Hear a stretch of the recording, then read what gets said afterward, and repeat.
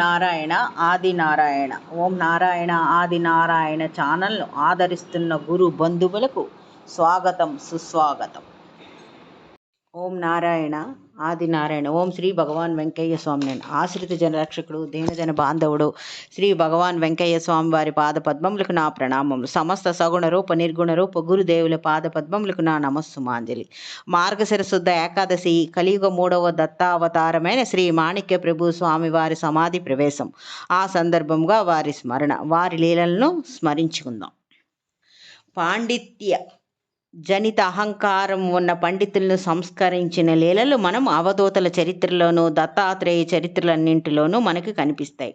అలాంటి లీల ఇప్పుడు శ్రీ ప్రభు చరిత్రలో జరిగినది ఇప్పుడు మనం స్మరించుకుందాం. నాందేడు నుంచి ఒక విద్వాంసుడు మాణిక్యనగర్ వచ్చాడు. ఈయన వేద శాస్త్రాలు బాగా చదివాడు, ఆయుర్వేదం కూడా అభ్యసించాడు. ఈయన ప్రభువు యొక్క ప్రతిభను పరీక్షించాలని అనుకున్నాడు. ప్రభువు దర్శనం చేసుకోకుండానే రోజులు గడుపుతూ ఉన్నాడు. ప్రభువునకు చదువు రాదని, తనతో సమానమైన విద్వాంసుడు మాణిక్యనగర్లో ఎవరూ లేరని అందరి దగ్గర గొప్పలు చెప్పుకుంటూ ఉన్నాడు. ఒకరోజు నాందేడ్ పండితుడు కొంతమంది పండితులతో శాస్త్ర చర్చ చేస్తూ ఉండగా మంగలివాడొకడు వీధిలో కనబడ్డాడు. అతన్ని ఇలా అన్నాడు, క్షారం చేస్తావా అని నాందేడు పండితుడు అతన్ని అడిగాడు. తప్పక చేస్తానని చెప్పాడు మంగలి. శాస్త్రి గారు చన్నీటిని తీసుకొచ్చి గడ్డం తడుపుతూ ఉండగా అతను ఇలా అన్నాడు, మంగలి, ఇంత చలికాలంలో చన్నీటితో గడ్డం తడపడం మంచిది కాదు, వేడి నీటిని తీసుకురండి అని శాస్త్రి గారితో మంగలి చెప్పాడు. ఇంటిలో నిప్పు లేదని శాస్త్రి గారు చెప్పారు.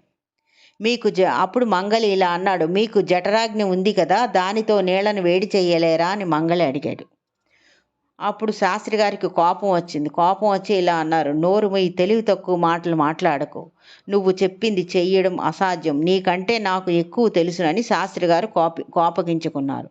నేను చెప్పింది అసాధ్యమేమీ కాదు అయితే అని అన్నాడు మంగలి.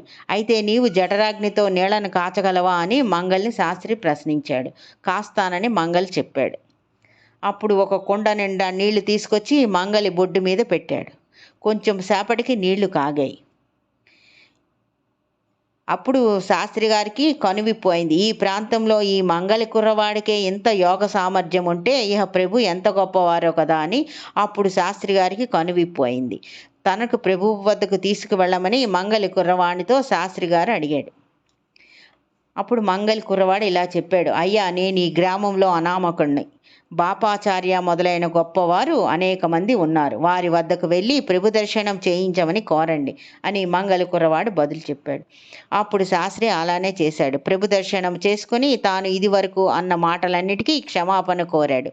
శాస్త్రికి శాల్వాలు, కొంత డబ్బు ప్రసాదంగా ఇచ్చి పంపారు ప్రభు.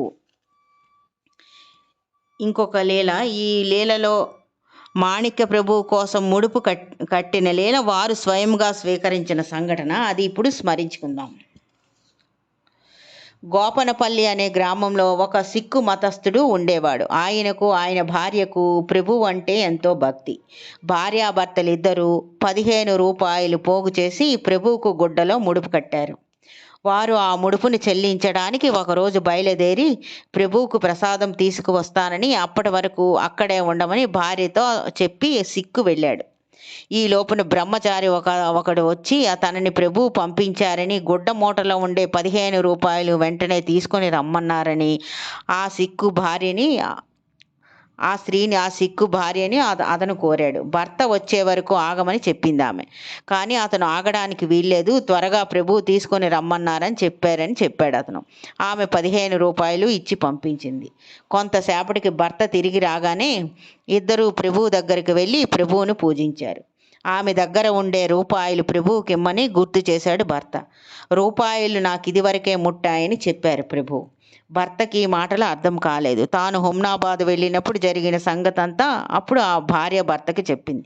ప్రభు అడిగినప్పుడు వెంటనే డబ్బు ఇచ్చి మంచి పని చేశావని ఆమెను భర్త ప్రశంసించాడు. అవి చేరవలసిన చోటుకే చేరాయి. ప్రభు యొక్క లీలలు అనంతం.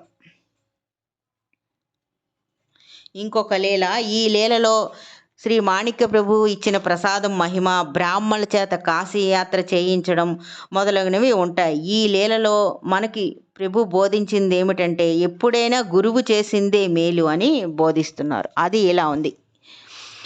ఒక బేద బ్రాహ్మణుడు భార్యతో కాశీ యాత్రకు పోదలిచి ప్రభువుకు సహాయం అర్థించాడు. కొట్టు గదిలో ఏమైనా ఉందేమో చూసి రమ్మని ఒక శిష్యుణ్ణి పంపారు ప్రభు. వాడు తిరిగి వచ్చి కొట్టు గదిలో ఏమీ లేదని, అన్ని పదార్థాలు అయిపోయాయని చెప్పాడు. అప్పుడు శ్రీ ప్రభు ఇంకొకరిని పంపి ఏముంటే అది తీసుకురా అని పంపారు. అతను ఒక గుప్పెడు మినుములు తీసుకువచ్చాడు.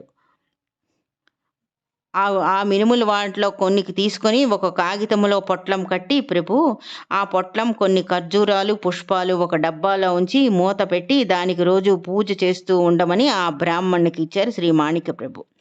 ఆ బ్రాహ్మణుడు ఆ డబ్బాని తీసుకొని సంతృప్తి చెందలేదు. ప్రభు తనకు ధనం ఇస్తారని ఆశపడ్డాడు. అతను కాశీ యాత్రకు భార్యతో బయలుదేరాడు. బ్రాహ్మణుడు ఏ గ్రామానికి వెళ్ళినా అచ్చటి వారందరూ ఆతిథ్యం ఇచ్చి ఏ విధమైన లోటు రాకుండా చూశారు.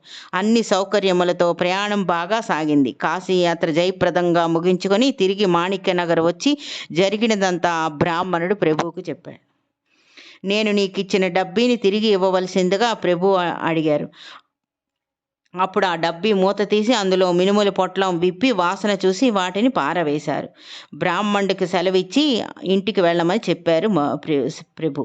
బ్రాహ్మణుడు వెళ్ళగానే దారిలో ఎవరు తిరుగు ప్రయాణంలో అనమాట బ్రాహ్మణుడు వెళ్తూ ఉన్నప్పుడు దారిలో ఎవరు పిలిచి ఆతిథ్యం ఇవ్వలేదు. అప్పుడు ప్రభువు ఇచ్చిన ప్రసాదం మహిమను ఆ బ్రాహ్మణుడికి అర్థమైంది.